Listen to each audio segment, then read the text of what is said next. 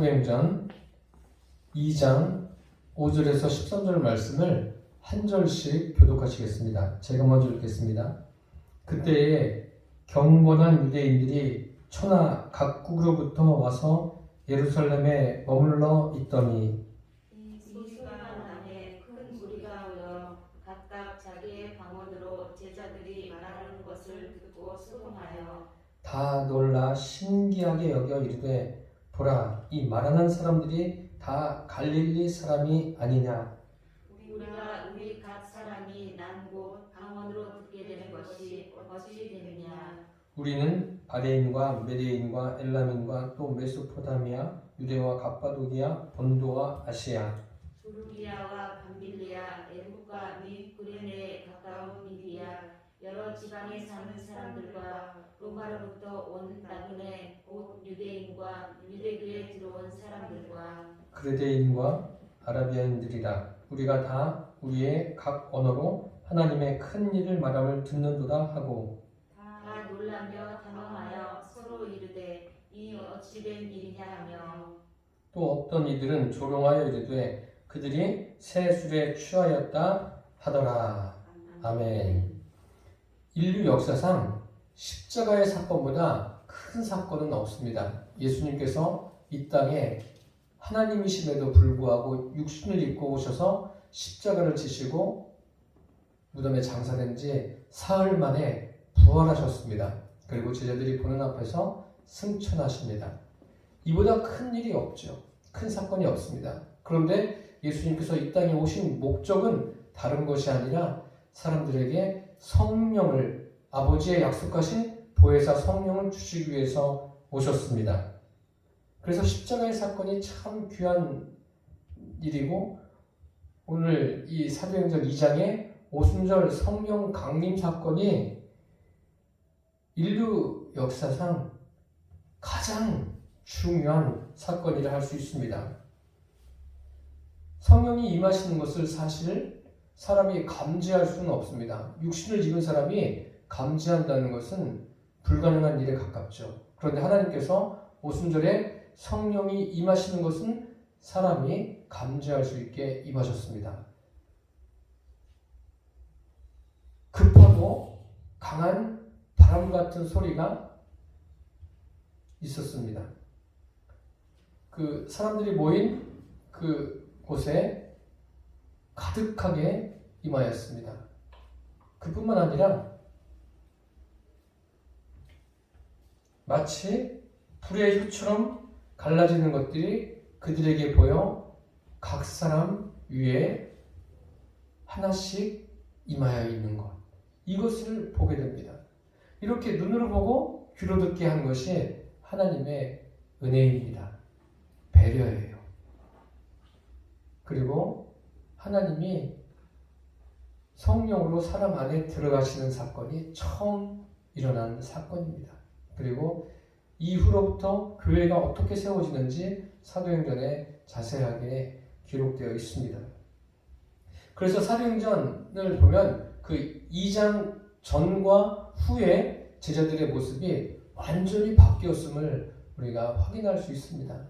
특별히 베드로, 예수님의 제자인 베드로를 보면 이 사람이 정말 세상에 감당할 수 없는 믿음의 사람이 되었구나. 그런데 그것이 자기의 힘으로 된 것이 아니라 성령의 능력으로 되었다는 사실입니다. 그래서 오직 성령으로 되었는데 어떤 변화가 베드로에게 있었냐면, 물론 신분의 변화도 일어나고 또 그가 이제 생명을 얻게 되지 않았습니까? 사망에서 생명으로 옮겨진 거예요. 마귀의 자식에서 완전히 하나님의 자녀로 세워진 겁니다. 거듭난 거예요. 그리고 삶을 바라보는 시각이 바뀌었어요. 한번 복음서에서 우리가 알고 있는 베드로를 보십시오. 베드로는 어떻습니까? 굉장히 열심은 있습니다. 열심히 있어서 예수님이 무슨 말씀하시면 가장 먼저 대답하고 가장 먼저 질문하고 말하고, 이게 베드로 아닙니까? 그런데 베드로가 예수님께서 십자가에서 고난받으시고 죽으실 것을 말씀하실 때 어떻게 합니까? 이러한 일이 결코 일어나지 않을 겁니다. 예수님을 붙들고 막 이야기하고 있지 않습니까? 그것은 뭐예요? 시각의 변화가 없었던 거예요. 예수님을 그렇게 따라다녔지만 그뿐 아닙니다. 오늘 예수님께서 승천하시기 전에 그런 말씀하시죠. 너희는 예루살렘을 떠나지 말고 내게서 들은 바 아버지의 약속하신 것을 기다리라. 요한은 물로 세례를 베풀었지만 너희는 몇 날이 못되어 성령으로 세례를 받으리라. 예수님이 이렇게 말씀하셨으면 뭐 수차례 말씀하신 거 아닙니까? 그리고 강조해서 말씀하시면서 떠나시기 전에도 하늘로 올라가시기 전에도 말씀하셨으면 그래 이제 아버지의 약속하신 것을 우리가 기다려야 되겠다. 이런 마음을 가지고 있어야 되는데 베드로가 뭐를 묻습니까? 이스라엘의 그 회복을 묻지 않습니까? 이스라엘 나라를 회복하시니 이때입니까? 라고 묻습니다. 그러니까 베드로의 시각이 현재적인 것만, 현실적인 것만 관심을 가지고 있다는 겁니다. 우리가 이 현실을 살아가면서 현실을 무시하는 이야기가 아닙니다. 현실을 살지만 우리의 시각은 항상 하나님이 보는 것을 볼 수 있게 되기를 바랍니다. 베드로가 그런데 바뀌었어요. 성령이 임하시니까 바뀌었습니다. 어떻게 바뀝니까? 다음 주에 설교하겠지만 이제 그 모인 무리들에게, 예루살렘에 모인 사람들에게 성경을 인용해서 말합니다. 성경을 인용해서 말하는데 베드로가 평소에 성경을 막 달달달 암송했겠습니까? 그런 거 아닙니다. 그런 것이 아니라 예수님께서 이런 말씀하신 적이 있어요. 보혜사가 오시면 내가 너희에게 말한 모든 것을 생각나게 하고 깨닫게 하리라 말씀하셨어요.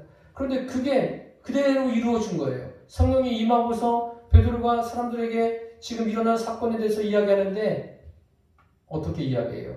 요엘서의 말씀을 인용해서 그들에게 성령의 부어주심을 이야기하고 있습니다. 베드로가 뭐 미리 준비했겠습니까? 저처럼 이렇게 원고를 준비한 게 아니라 베드로는 성령의 충만함 가운데, 성령의 역사하심 가운데, 성령의 말하게 하심을 따라서 말하였습니다. 이러한 은혜가 베드로에게 임한 거예요. 그래서 그가 삶을 바라보는 시각, 그 시각이 하나님의 시각으로 바뀐 거예요. 우리가 종종 이런 것을 경험할 때가 있지 않습니까? 여러분, 뭐 기도하다가라든지 아니면 일상생활 하다가 갑자기 하나님의 말씀이 확 떠오를 때가 있지 않습니까? 그게 뭐예요? 그런 것들이 다 하나님께서 성령으로 깨닫게 해주시는 거예요. 또 내가 말씀을 읽다가도 전에는 몰랐는데 이 말씀이 이런 말씀이구나. 설교를 듣다가도 깨닫는 것. 이 모든 것이 다 성령의 역사인 줄 믿습니다. 그리고 베드로가 어떤 변화가 일어나냐면 그 삶의 가치관이 바뀌었어요.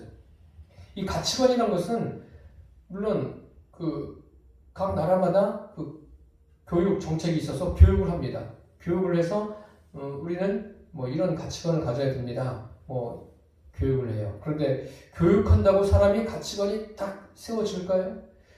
교육도 한계가 있어요. 그런데 그 교육을 뛰어넘는 것이 무엇인지 아십니까? 성령님이 임하시는 거예요. 성령님이 임하시면 제대로 된 것을 알게 되는 거예요. 말씀을 깨닫게 되고 주님이 누구이신가 분명하게 알게 돼요. 성경을 읽어도 하나님이 이런 말씀을 하시는구나 그런 것을 분명하게 알게 됩니다. 이러한 은혜들이 우리의 삶에 매일같이 일어나게 되기를 바랍니다. 그리고 베드로에게 언어의 변화가 일어났어요. 예루살렘에 그 많은 사람들이 모였습니다. 오순절을 맞이해서 모였는데 그들이 깜짝 놀라요. 이 사람들이 어떤 사람이냐면 5절에 보니까 그때 경건한 유대인들이 천하 각국으로부터 와서 예루살렘에 모였다라고 했어요. 경건한 유대인들이에요. 하나님을 경외하는 경건한 유대인들이 천하 각국에서 와서 모여 있는 거예요. 그들에게 베드로를 비롯한 그 성령이 임하심을 경험한 사람들이 다른 말로 말하기 시작하는데 그 사람들은 자기들이 태어난 곳에 방언으로 듣는 거예요. 그게 뭐 사투리가 되었든 외래어가 되었든 듣는 겁니다.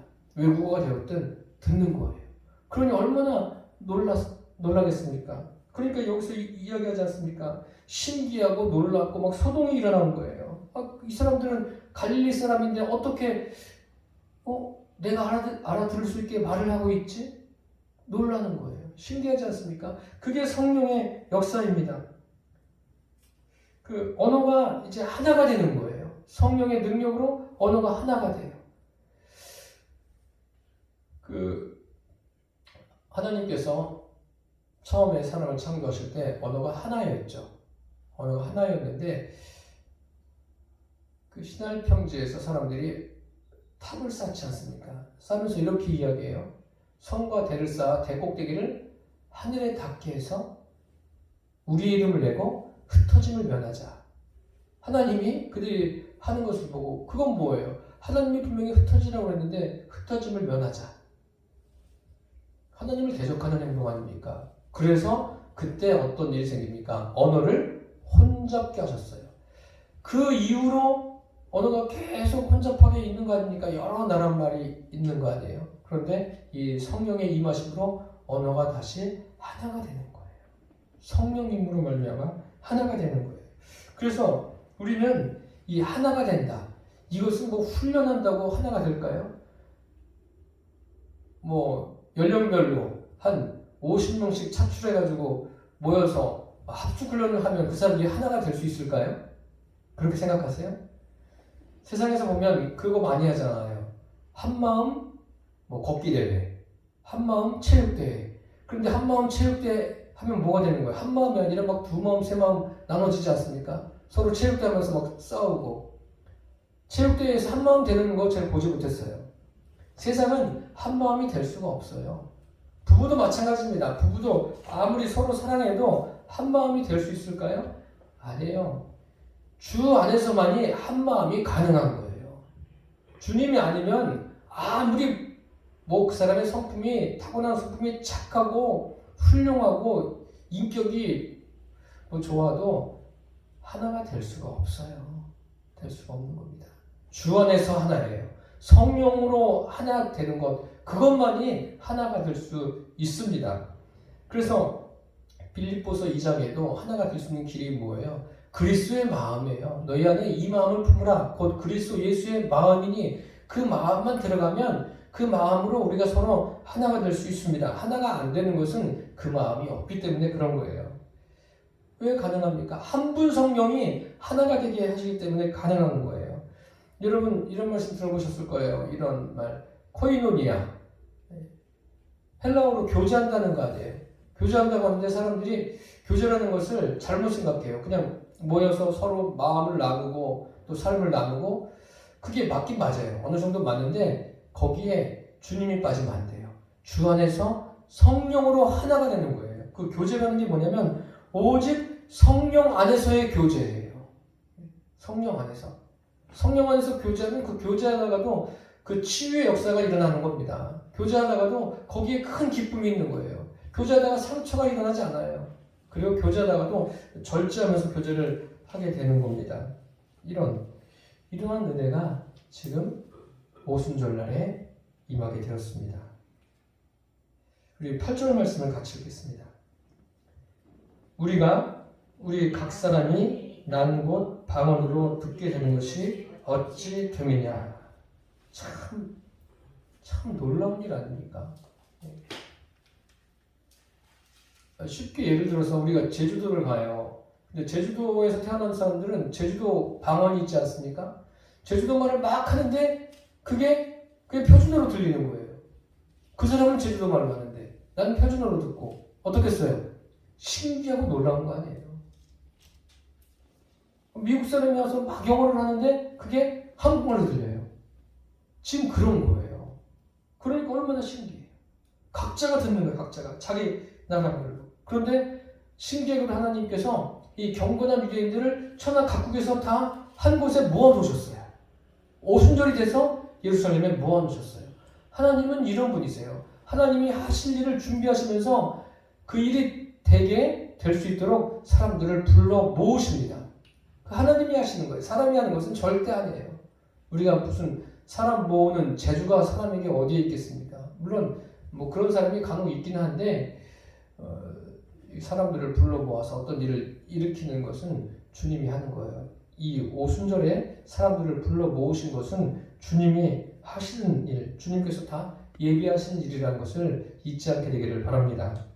우리 9절, 10절 말씀에 보면 우리 같이 한번 다시 읽어볼까요? 9절 10절을 우리는 바데인과 메데인과 엘람인과 또 메소포타미아, 유대와 갑바도기와 본도와 아시아, 부르기아와 밤빌리아, 애국과 및 구르네에 가까운 리비아 여러 지방에서는 사람들과 로마로부터 온 나그네 곧 유대인과 유대교에 들어온 사람들과 여러 곳에서 온 사람들을 지금 말하고 있습니다. 여기에 유대인과 유대교에 들어온 사람들, 그러니까 유대인들도 있는 거예요. 이스라엘 백성들이 흩어지지 않았습니까? 그것을 디아스포라라고 해요. 흩어져서 천하 각국에 사는 거예요. 각국에 사는 사람들이 명절을 맞이해서 모였습니다. 그러니까 유대인들이 당연히 있죠. 그런데 유대인들뿐만 아니라 유대교에 입교한 사람들, 그 입교한 사람들은 누구예요? 그 사람들은 이방인들인 거예요. 그 이방인들이 유대교에 입교해서 다 같이 모인 거예요. 이런 사람들을 불러 모으신 분이 누구십니까? 주님이세요. 이 일을 이루시려고, 아니 교회를 세우시려고 주님께서 지금 이렇게 하시는 거예요. 이게 참 귀하지 않습니까? 귀한 일입니다. 이것은 사람이 애써서 되는 것이 아니라 주님이 하시는 거예요. 더 놀라운 것은 이렇게 할 수 있는 배경에는 그 이스라엘에 회당이 있습니다. 그 바벨론 포로 이후에 그들이 돌아와서 회당을 다시 세우지 않습니까? 그럼 회당이 뭐예요? 다 하나님의 나라를 복음을 전하는데 사용된 거예요. 이것을 준비하신 분이 하나님이십니다. 하나님이 다 이렇게 하시는 거예요. 이 사람들을 불러 모았어요. 이 사람들이 천하 각국에서 와가지고 지금 놀라는 거예요. 야, 어떻게 이런 일이 있을 수 있을까? 그래서 그들이 뭐라고 말하는지 보세요. 11절 같이 읽겠습니다. 그레데인과 아라비아인들이나 우리가 다 우리의 각 언어로 하나님의 큰 일을 말함을 듣는도다. 지금 이 사람들이 하나님의 큰 일을 듣는 거예요. 그럼 여러분들 인생에 큰 일이 많죠. 또 하나님이 역사하신 게 굉장히 많아요. 구약부터 보면 창세기서부터 성경을 읽어보면 하나님은 다양하게 역사하셨어요. 참 이스라엘 백성들 그 출애굽한 거 그런 과정들을 보면 하나님이 참 다양한 것을 이스라엘 백성들에게 경험하게 하셨습니다. 그뿐만 아니라 예수님을 이 땅에 오시게 한 것, 이거보다 더 큰 일 없죠. 그럼 또 여기에서 이 사람들이 지금 보고 놀라는 그 하나님의 큰 일이 뭘까요?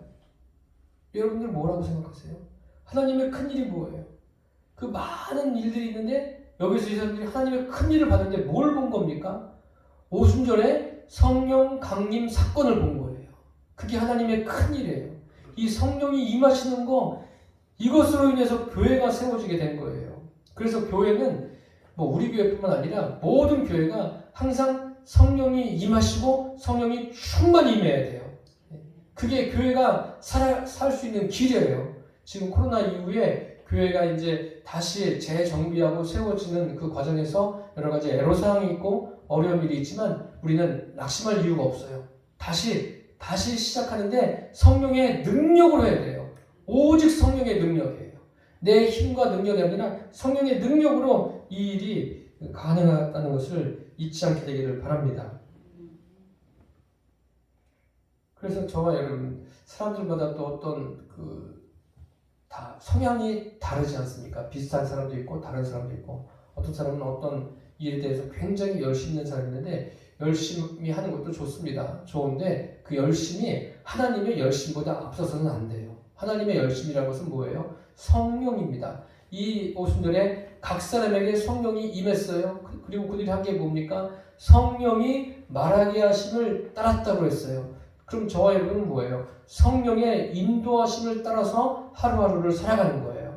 직장에서도 성령의 인도하심을 따라서 나에게 주어진 그 일을 감당하는 거예요. 사업을 하더라도, 공부를 하더라도, 가정에서 주부로서 삶을 살더라도, 누구를 만나더라도 항상 내 일상이 성령의 인도함을 따라야 돼요. 이게 그리스도인의 삶입니다. 그러니까 보십시오. 사도 바울이 로마에 갔습니까? 갔죠. 나중에 갔는데 로마서를 보십시오. 로마서를 보면 바울이 간 적이 없는데 거기에 그리스도인들이 있어요. 이게 어찌된 일입니까? 오늘 말씀해 보니까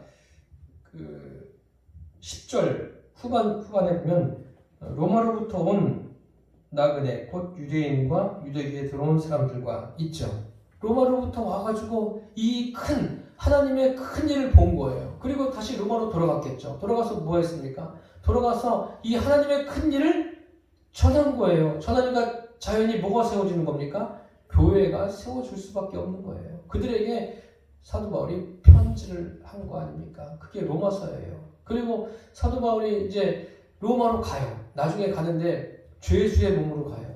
그럼 왜 하나님은 바울을 고단하게 그렇게 죄수의 몸으로 보내셨을까요? 다 그것도 고난을 겪는 것도 이유가 있는 거예요.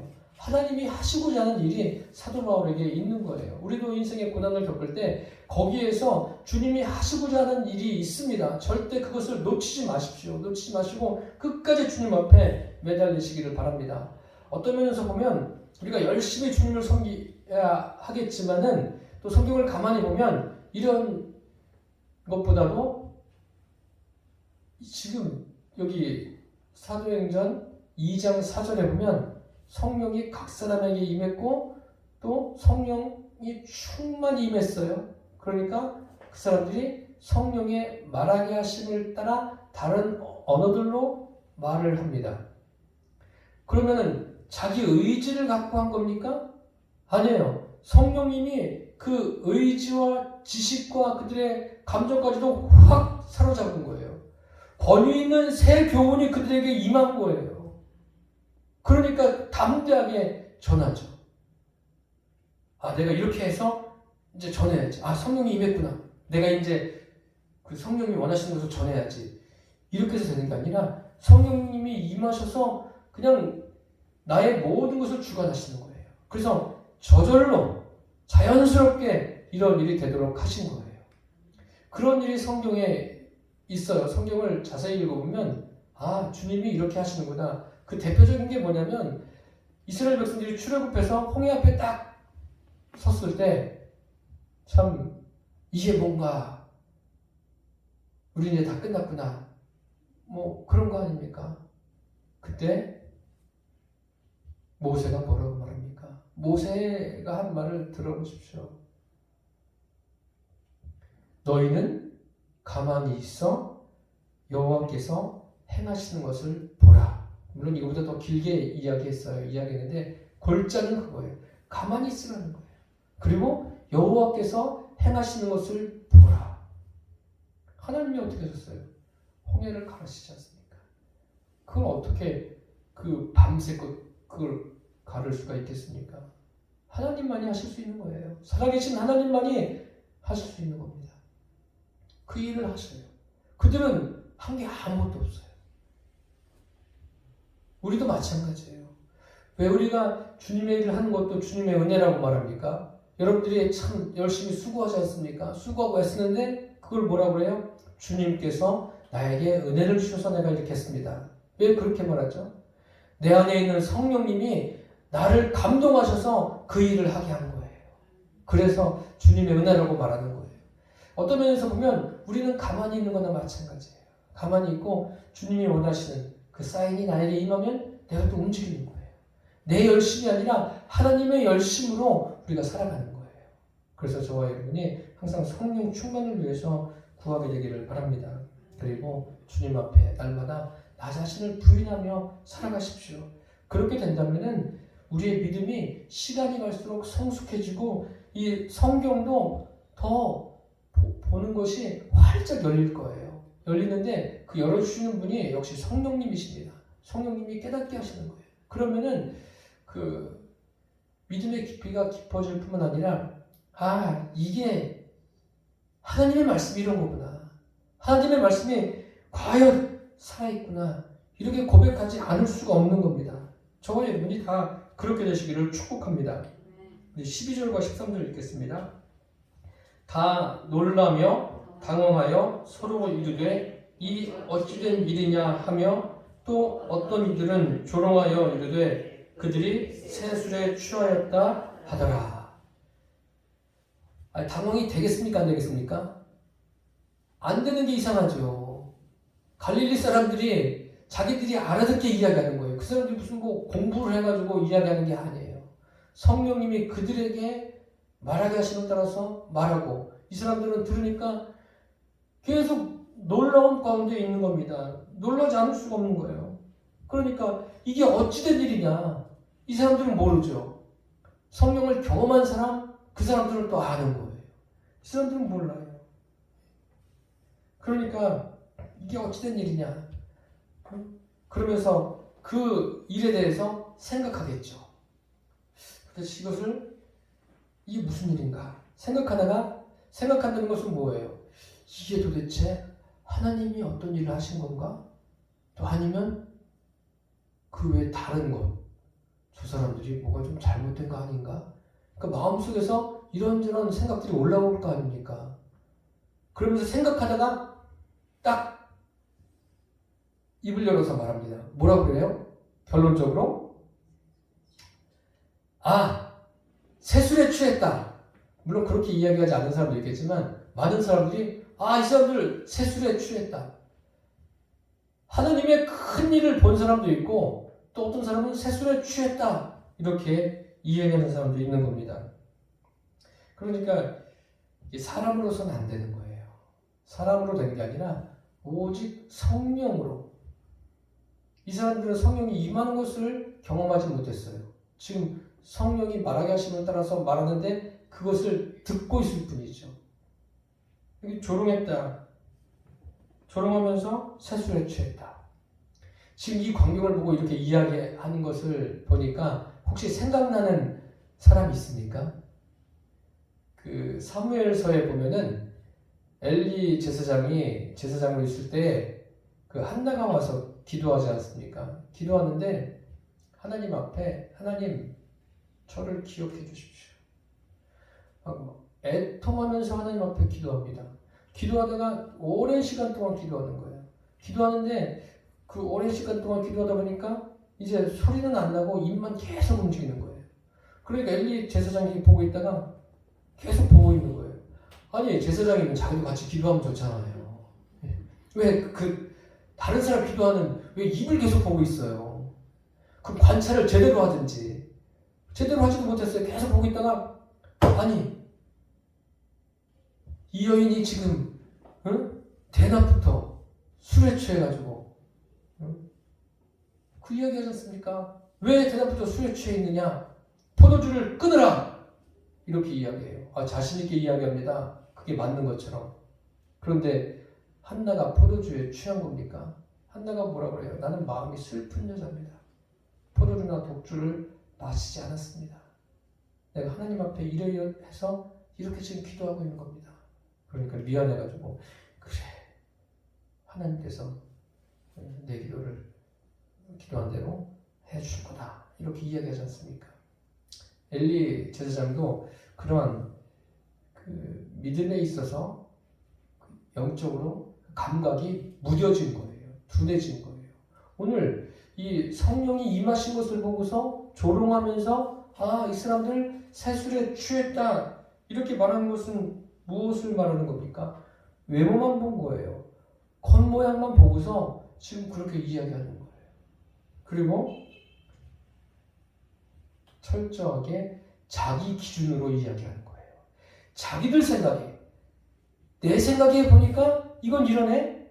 그러니까 한참 마음에서 갈등하다가 말을 하죠. 이거 세술에 취한 거다. 어떤 술에 취한 거다. 이렇게 이야기하는 거예요. 그래서 저와 여러분은 항상 외모를 보는 것은 조심해야 돼요.